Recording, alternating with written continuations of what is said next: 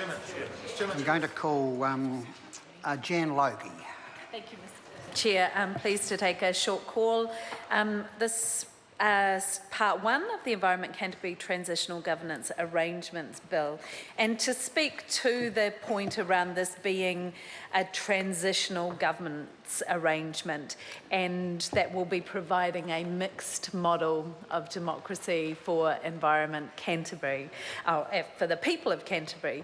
And I want to restate the point that the case was never made by or accepted by the people of Canterbury for the removal of their council.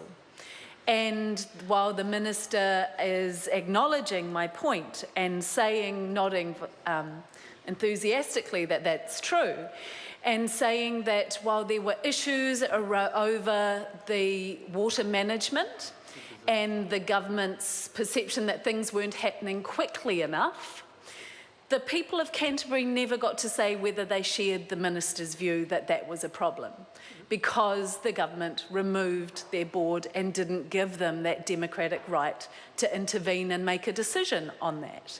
And while the government, the Minister has spoken in this House and said, well, now we have plans in place that we didn't have before, my understanding is that the bulk of the work that led to the production of those plans were done by the previous board that he sacked.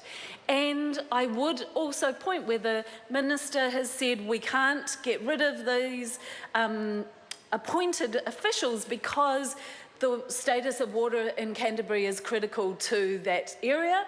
We absolutely share that view in the Green Party.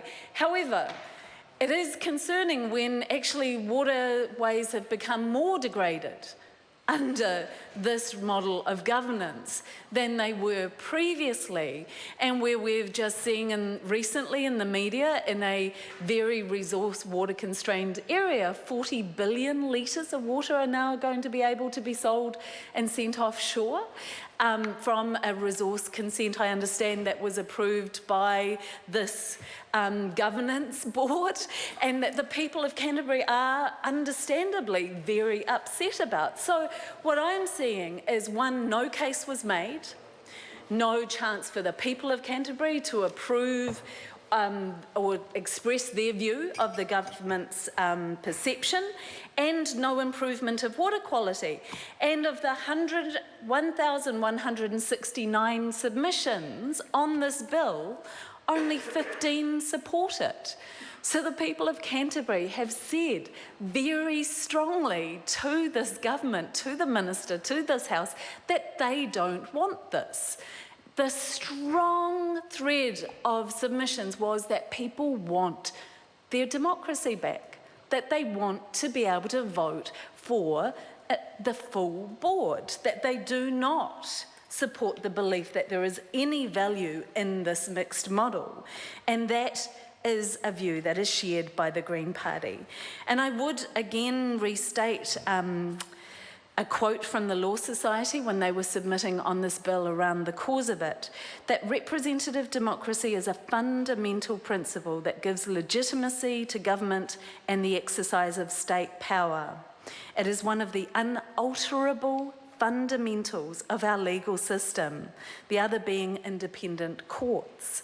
The proposed further suspension of full democracy is inconsistent with one of our core constitutional values, namely a free and democratic society. So what this bill is doing, while you're saying it's a transitional arrangement, is an ongoing attack on the absolute fundamentals of this society, of what most people in New Zealand thought was an accepted precept of how we work together, how this country functions. And for the government to say, well, we don't like it because we're not getting the outcome that we want, well, you know, I could stand up and say, well, I don't like the way that government's working and the results that you're getting. I'd like to appoint some independent people that I think would do a better job. You know, I'm not elected, I haven't been given that power, but neither were you, Minister, sorry, Mr. Chair, because you have been elected into a position here, not in that community. And that community has a democratic right to say how its resources are used.